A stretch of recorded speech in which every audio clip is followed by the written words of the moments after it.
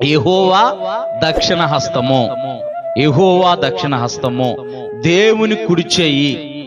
యెహోవా దక్షిణ హస్తము అనే మాట పరిశుద్ధ గ్రంథమైన బైబిల్లో 15 సార్లు రాయబడి, దేవుని ప్రజల్ని విడిపించడానికి ఆయన తన దక్షిణ హస్తాన్ని వాడాడు. అంటే తన యొక్క శక్తిని బయలుపరిచాడు.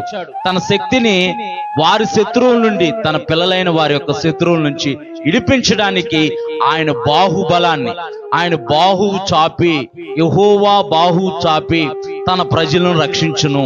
యెహోవా బాహువు చాపి తన యొక్క ప్రజల యొక్క శత్రువులను అనగదొక్కినని మనం పరిశుద్ధ గ్రంథమైన బైబిల్లో చూడగలుగుతాం.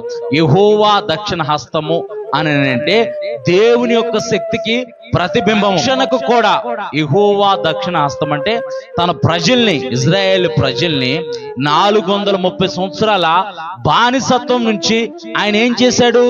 రక్షించాడు. అంటే వారికి